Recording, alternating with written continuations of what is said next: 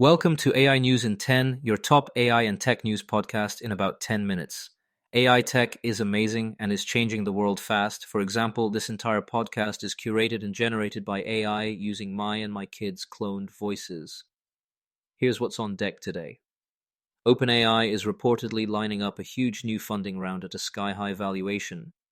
Meta's longtime AI chief, Yann LeCun, is spinning up a startup with a multi-billion euro target. Google is flipping the switch on a faster Gemini 3 Flash model as the default in its app.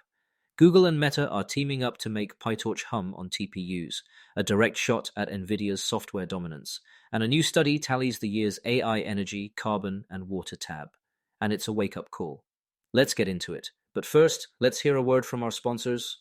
Need elite developers fast? Elite Coders connects you with rigorously vetted senior engineers in 24 to 48 hours. Staff augmentation, dedicated teams, or full project delivery, we've got you covered. Visit elitecoders.co to get started today. Now let's dive into today's stories. Story 1. OpenAI's valuation ambitions are back in the headlines, and the numbers are getting even bigger. Reports say the company is discussing raising tens of billions of dollars at around a $750 billion valuation. That would be a sharp jump from roughly $500 billion attached to a large secondary sale in October, where current and former employees sold shares. The chatter even includes a potential IPO as early as the second half of 2026, with some scenarios imagining a $1 trillion debut. To be clear, these are early discussions, not guarantees. Why it matters? Scale.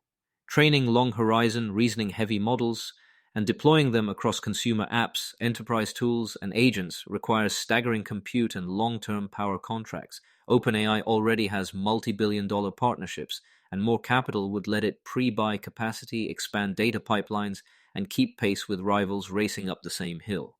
Investors are weighing two competing realities: the urge to own the category leader during an AI land grab, and lingering questions about when these bets turn into durable profits beyond cloud-driven usage spikes. Here's one quick lens. If you buy the idea that whoever controls compute controls progress, then cornering long-term access to GPUs, TPUs, and energy becomes a strategy in itself. The valuation may raise eyebrows, but it also reflects the belief that state-of-the-art models can turn into everyday assistants, office co-pilots, and specialized agents people actually use, daily and at scale. Story 2. A new player is entering the arena. Well, a very familiar name with a new badge. Yann LeCun, Meta's outgoing chief AI scientist and a 2018 Turing Award winner, is launching a startup reportedly targeting a pre-launch valuation around 3 billion euros, raising about 500 million to get it off the ground. Alexandre Lebrun, best known for founding Nabla, is said to be the CEO, and the focus will be world models, representation learning that helps AI systems understand and interact with the physical world across robotics, autonomy, and other embodied tasks. The timing is notable. LeCun has been a vocal proponent of open research, critical of closed data, closed weights approaches, and a skeptic of near-term AGI hype. Yet this venture is aiming at nothing less than superintelligent systems grounded in richer world understanding. That juxtaposition is going to be fascinating to watch. And the fundraise, at multi-billion euro pre-product levels, shows that top-tier researchers with credible roadmaps can still command eye-popping valuations. If you're tracking what to look for next, watch for hiring signals, any open source or open weights commitments, and early research demos around self-supervised learning from video and interactions. If the thesis is truly world models, expect pre-training that blends simulated and real-world data, with agents learning to plan, predict, and transfer skills across tasks. Story 3. Google is speeding things up. Gemini 3. Flash, a lower latency, more efficient model, is rolling out as the new default in the Gemini app and across Google's AI surfaces. Flash builds on the reasoning and multimodal advances from Gemini 3 Pro, but it's tuned for snappy responses and cost-effective scale. Think faster, cheaper, still capable, the model you reach for when you need near-instant answers that can still parse text, images, and video. It's arriving across the developer stack: AI Studio, the Gemini API, Anti-Gravity, Android Studio, the Gemini CLI, and Vertex AI, so builders get a consistent, speedy baseline. Google is positioning Flash as the go-to for everyday use, while Pro and deeper thinking modes handle heavier reasoning or longer multi-step tasks. Why this matters? Defaults drive behavior. If the default is materially faster, more concise, and good enough for most questions, people will lean on it more. And for developers and enterprises, a cheaper-to-serve default unlocks broader rollouts. Customer support, internal knowledge bots, code helpers, without blowing the budget. Watch how quickly Flash shows up in search's AI mode and how it changes usage of the higher-end tiers. Before we continue, here's a quick message from our sponsors. This episode is brought to you by Family GPT, the AI chat platform actually designed for kids. If your children are curious about ChatGPT, but you're worried about what they might see, Family GPT gives you full parental controls, content filtering, and the ability to align responses with your family's values, whether Christian, Muslim, Jewish, secular, and many more. Monitor every conversation, set usage limits, and let your kids explore AI safely. No ads, no data selling, complete privacy. Sign up free at familygpt.chat. That's FAMILYGPT.chat.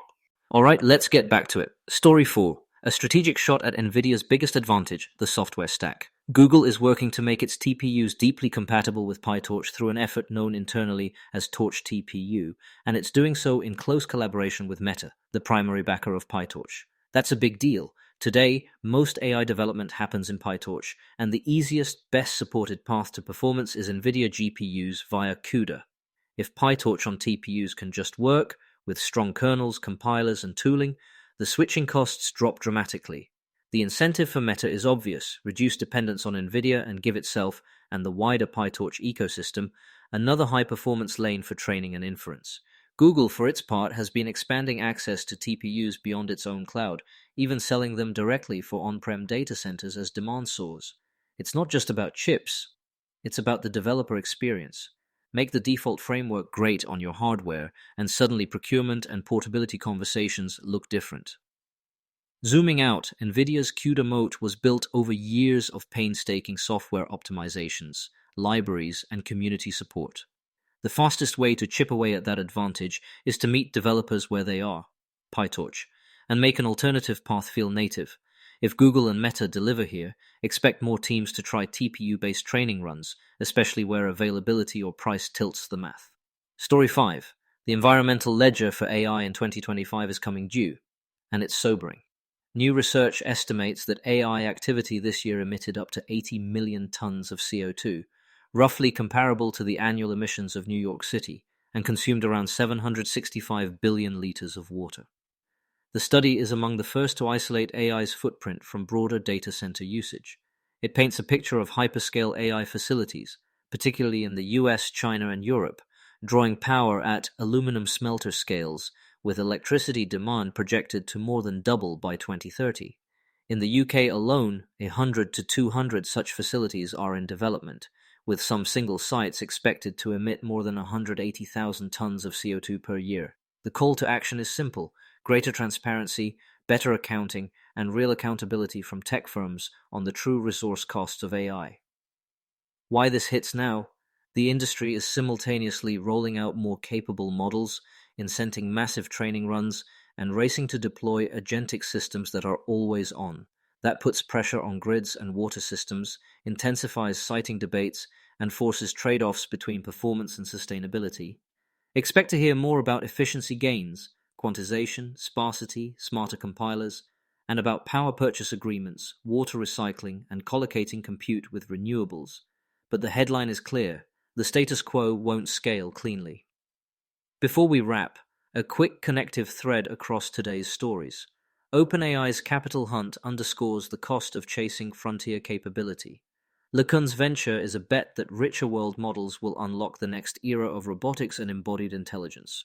Google's flash push shows that speed and efficiency are product features, not just infra details, and the Google Meta PyTorch on TPU effort signals that the next competitive frontier is making alternative hardware feel native to the dominant developer workflow, all while the environmental bill is coming into focus and getting steeper.